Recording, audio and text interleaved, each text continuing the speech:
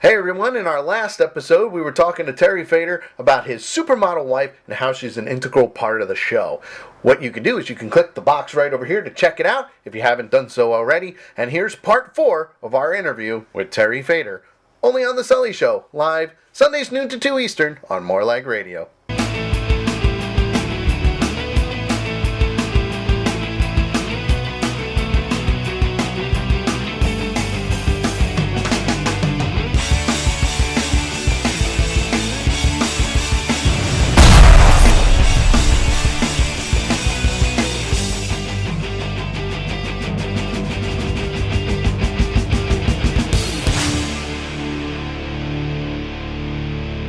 See, the good thing is, like, for me now, my wife knows. I if I see something, I go, "Hey, look, I'm gonna get in trouble anyway. I might as well point it out while I do it, you know." But I have seen your wife because I was actually looking at a lot of your YouTube videos, and the nurse outfit. Oh my God! I know. It's that crazy. was. I'm tapping out. See you later. And let me say that the nurse outfit has come home a few times. Oh, geez. I know nothing. Hashtag phrasing. I know nothing. And I think after the Christmas show, the Daisy Duke outfit will come home a few times too. There you go. Now, are you going to be doing the Christmas special? Or are they going to be recording it and putting it out on DVD or anything like that? Or Yeah, you know, we are planning on doing that. We're looking for a network who's interested, but what we got to do is get them out there to see the live show because I don't think they can understand just how much fun it is. Right. You know, and people leave this show saying, "Wow, it was one of the most fun things I've ever done Christmas wise." And you know, I'm a Christmas nut. Obviously, so am I. Look at him. I mean, you know, he dresses as Santa. He looks this. great. Thank you. You're welcome. Such a good, So I'm all turtle. about Christmas, and you will leave my show just feeling so good about the holidays. And I got to say, I'm not one of those that says Happy Holidays. I say Merry Christmas, and it's interesting. you. I announced that at the beginning of the show, and the thunderous applause that follows tells me how frustrated people are with this nonsense. It's ridiculous. Come on. It drives me up a wall. It really does. Me too. In fact, I quit shopping at Best Buy during the holidays because they won't say Merry Christmas. And I told them that. And believe me, I spend a lot of money at Best Buy.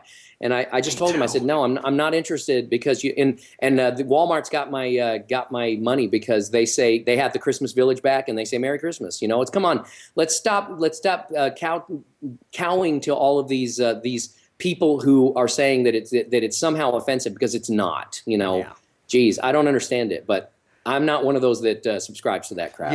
You're preaching to the choir, my friend. I really have your are. next slogan for you, Terry. Okay, what is it? Terry Fator for president. Oh man, you'd have to wait a minute. You'd have to go up against Winston. Walter. Winston will right? be the VP. Yeah, I'll be the president. yeah, I'll let him do it. Well, think about it. You wouldn't have to be on camera all the time, and if something goes wrong overseas, Winston can take care of it. That would be fun. That would be interesting. Can you imagine a ventriloquist as a president? That'd be awesome. Why not? Ronald Reagan did it. He was an actor.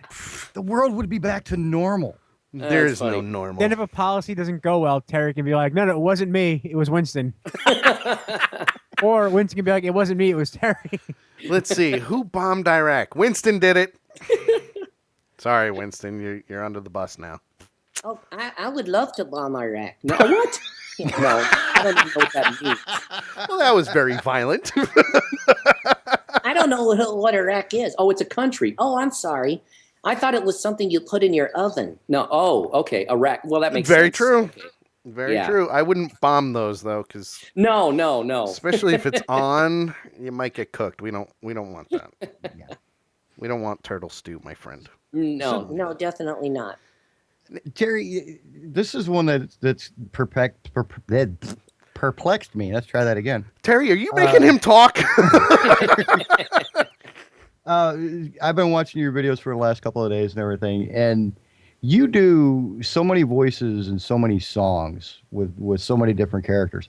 Have you ever done the wrong voice? Yes, it actually happens, and it's weird because there was one time we were doing a rehearsal, and Winston all of a sudden for some reason started talking like Walter T. Airedale, and it made me laugh because I didn't expect it. Well, I can do it, you know. Yeah, exactly. That's true. But it was completely by accident because I was just exhausted. I was tired. Sometimes when I'm tired, I'll kind of, the wrong voice will come out, or, all of a sudden Winston's singing like Louis Armstrong when that's supposed to be my part. So it does happen. And occasionally, if I'm really tired, I'll accidentally bring the wrong puppet to the stage. And boy, that's pretty nuts. I'll look over there and all of a sudden I realize it's supposed to be Julius and I've got Vicky next to me. Whoops. And I'm like, oh, jeez. And all of a sudden I run back, put Vicky up and get Julius. And then Julius What does is the like, band do "What then?" just happened?" Yeah, like what's the camaraderie between you and the band? Like when you do something like that, do they? Oh, they love it, and I always try to do something to crack them up or make them laugh. And there's most of the show is scripted, and I do go off script very often. And if something gets a laugh, I'll leave it in, so it'll become a part of the scripted show. Right. But with Maynard Tompkins, the Elvis impersonator, I have about 5 minutes of him every single night that is never the same. That every night you never know what he's going to do, and sometimes I don't even know what he's going to do. And seriously, the other night he was doing this stuff. It was coming so fast into my brain that I couldn't stop laughing because it was really, really funny stuff. And I'm sitting there laughing at myself or laughing at Maynard, the audience. And the audience was cracking up. The band was cracking up. It was so funny. But occasionally that does happen. Yeah. Right. Now, your country special. Have you thought about maybe just streaming it online live? That's a really interesting idea. What a fascinating idea. Something that, and then if we get, if we can make it popular enough, maybe one of the TV stations actually will. I know someone who's great at streaming video live. I'm not gonna lie. Toot toot. Toot my own horn here. No, it was just an idea because with the advances in new media and technology, maybe that would be something that you could look into using Ustream as a pay-per-view type of thing, or even like since it's Christmas, maybe doing like a donation or something to a specific charity for a pay-per-view, and maybe that might help you guys out a little bit more. Yeah, that's a really intriguing idea. So that's something I will definitely keep in mind. Just make sure you write down that Matt O'Sullivan helped you. I'm not really kidding, but I am, having fun. I'm having fun. Nudge, wink. And wink, wink. you say I'm bad, Sully. Oh, no, I'm the worst. I'm the worst. What, at being shameful and self-promotion? No, I think we've all realized, guys, I'm the one who's the worst at shameless self-promotion. Yeah, that is true. Punchy does. But Punchy has about 9 different shows that he was on our network. And he became a part of our show because I needed help because JT was working all the time, so he really couldn't be live all the time. And he's just kind of meshed in with us, which was fantastic. So that's awesome. Kind of like you having your puppets. You get one and it just works. And Exactly. Then, Yeah. now It's always nice to surround yourself with dummies. I agree. Always helps.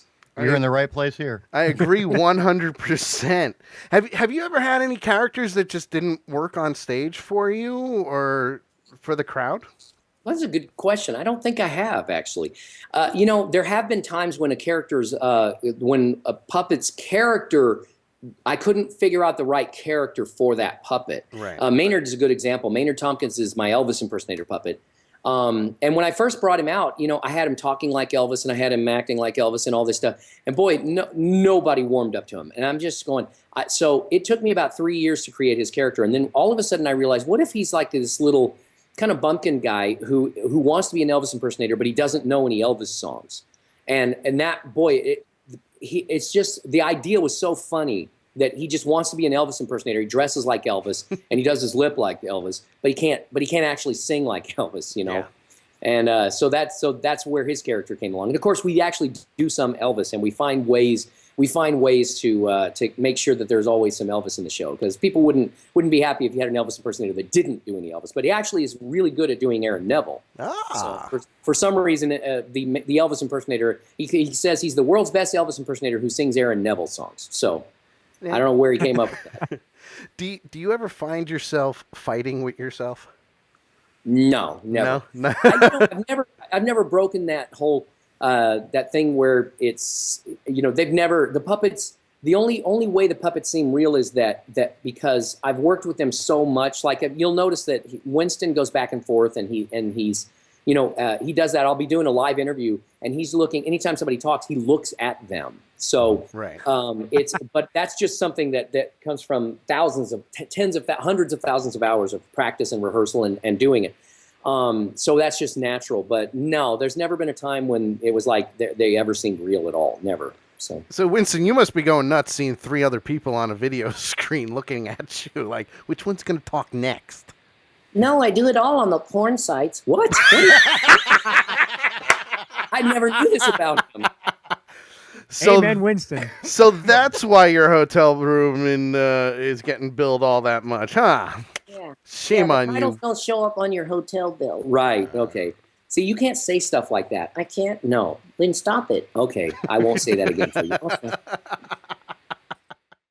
Hey everyone, thanks for checking out our interview with Terry Fator. If you haven't done so already, you can check out part 4 right over here, and of course part 5 right underneath it. You can follow Terry Fator at terryfator.com. Check out his tour dates. You can follow him on Twitter at Terry Fator, as well as More Like Radio at More Like Radio on Facebook and Twitter. You can also follow us on Twitter at The Sully Show and Facebook.com/The Sully Show as well. You can check out the subscription link by just clicking it and subscribe to get all these great videos, as well as our interviews, our short films, so on and so forth. And as always, The Sully Show is live Sundays noon to 2 Eastern on morelikeradio.com. We'll see you next time.